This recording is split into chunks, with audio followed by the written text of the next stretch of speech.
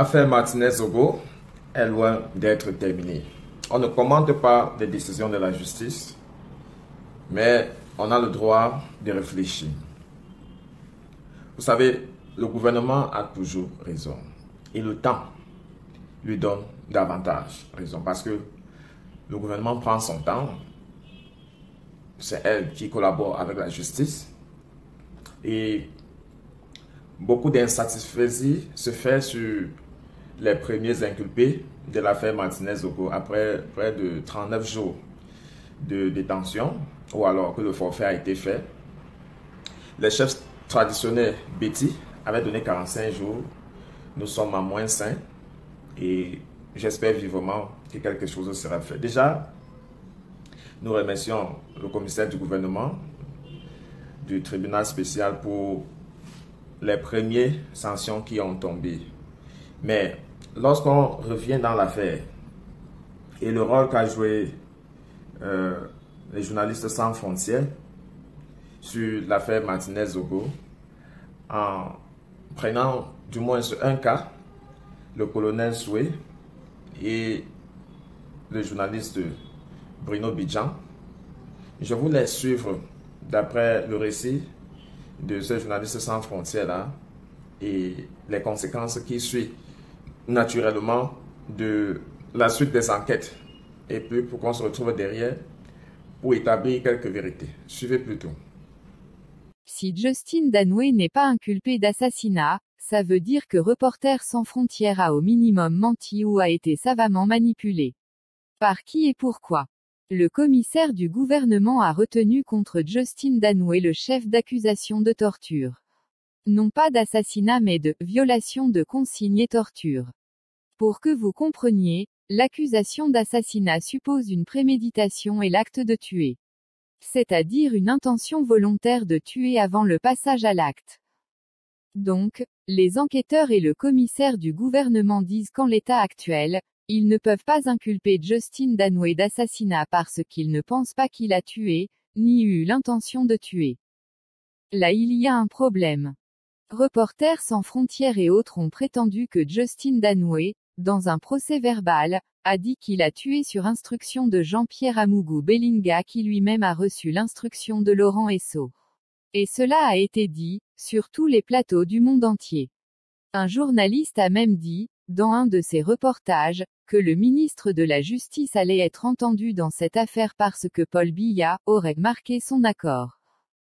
Donc, si l'on s'en tient à ces prétendus procès-verbal d'audition de Justin Danoué, il y a eu homicide et préméditation. Que Justin Danoué a torturé et a été instruit de torturer jusqu'à donner la mort à Martinez-Zogo. Or si Justin Danoué est seulement poursuivi pour torture, cela veut dire que pour l'instant les enquêteurs et les magistrats ne pensent pas qu'il a tué in fine Martinez-Zogo. L'évolution de cette affaire montre donc clairement aujourd'hui que le soi-disant procès-verbal d'audition de Justin Danoué publié par Reporters sans frontières a été conçu à des fins de manipulation. Par qui? Pourquoi et à accent grave quelle fin? Cette affaire est loin d'être simple. Ainsi va la République. D'abord, ce que disait Reporters sans frontières sur M. Justin Danoué. Et par la suite, on va également revoir la position du Reporters sans frontières sur le cas Bruno Bidjan et le colonel Etoundi Soué. Bruno Bidjang et le colonel Etoundi Nsoe accent aigu ont été libérés, mais c'est trop facile. Moi, Boris Berthold, je suis journaliste et docteur en criminologie et donc on m'a appris à interroger les faits et ce même quand la majorité de l'opinion est acquise à une version et c'est de la contradiction que jaillit la vérité. Souffrez que j'essaie de réfléchir à haute voix avec vous.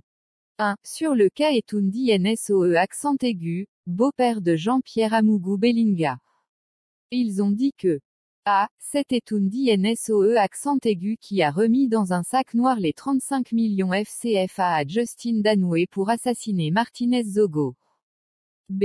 C'est Etoundi Nsoe accent aigu qui a recruté les éléments de Ranger Security pour enlever Martinez-Zogo. C. C'est Etoundi Nsoe accent aigu qui est allé à Douala recruter le chauffeur d'une Prado noire appelé Assimi Goïta. D. Le corps de Martínez Zogo a été retrouvé à proximité de sa maison parce que c'est lui qui était l'architecte de l'assassinat. E. Ils ont dit que Etundi Nsoe a confirmé les propos de Justin Danwe pour l'enlèvement et l'assassinat de Martínez Zogo. 2. Sur le cas de Bruno Bidjang. Ils ont dit que A. C'est lui qui payait les influenceuses pour manipuler l'opinion. B. C'est lui qui a payé les journalistes pour déformer la vérité sur l'enquête.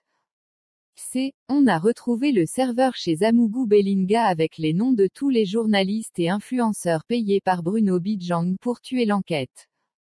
D. Ils ont dit que c'est Bruno Bidjang qui a envoyé le message à Amugu Belinga de traiter Martínez Zogo.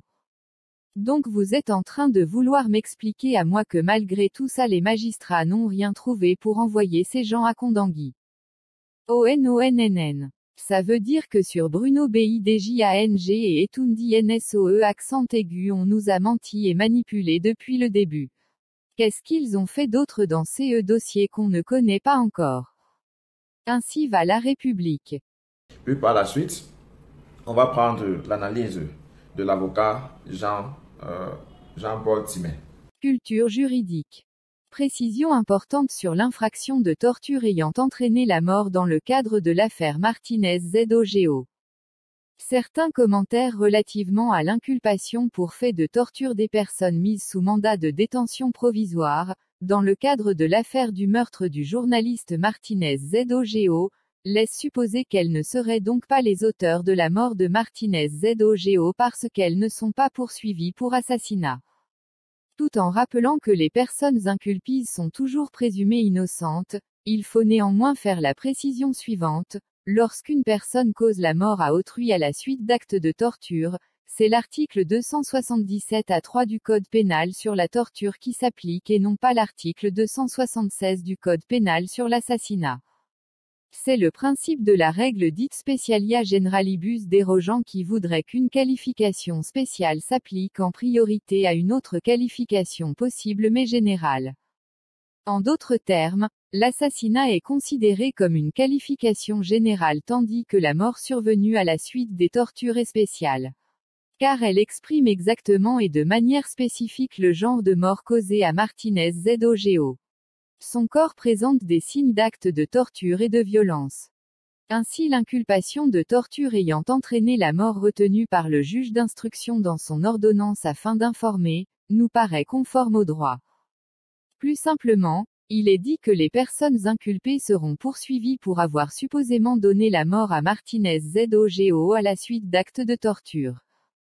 Bien évidemment la peine prévue est lourde. Les personnes poursuivies encourent la condamnation à vie.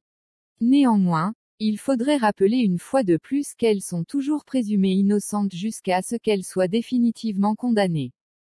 Voici l'article du Code pénal sur l'infraction de torture ayant donné la mort. Article 277-3 du Code pénal camerounais, torture. 1. Est puni de l'emprisonnement à vie, celui qui, par la torture, cause involontairement la mort d'autrui.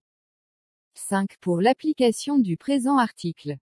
Le terme torture désigne tout acte par lequel une douleur ou des souffrances aiguës, physiques, mentales ou morales, sont intentionnellement infligées à une personne, par un fonctionnaire ou toute autre personne, agissant à titre officiel ou à son instigation ou avec son consentement exprès ou tacite, aux fins notamment d'obtenir d'elle ou d'une tierce personne des renseignements ou des aveux, de la punir d'un acte qu'elle ou une tierce personne a commis, ou est soupçonnée d'avoir commis, de l'intimider ou de faire pression sur elle ou d'intimider ou de faire pression sur une tierce personne, ou pour tout autre motif fondé sur une forme de discrimination, quelle qu'elle soit. Le terme torture, ainsi défini ne s'applique pas à la douleur ou aux souffrances résultant de sanctions légitimes, inhérentes à ces sanctions ou occasionnées par elles. 6. Aucune circonstance exceptionnelle, quelle qu'elle soit, qu'il s'agisse de l'état de guerre ou de menace de guerre, d'instabilité politique intérieure ou de tout autre état d'exception ne peut être invoqué pour justifier la torture. 7. L'ordre d'un supérieur ou d'une autorité publique ne peut être invoqué pour justifier la torture. 8. Les conditions prévues à l'alinéa 1 de l'article 10 du présent code ne sont pas applicables à la torture. Christian Ntimban Bomo Société civile des RECONCILIATEURS. Donc voilà les 3 étapes qu'on va suivre pour cette analyse.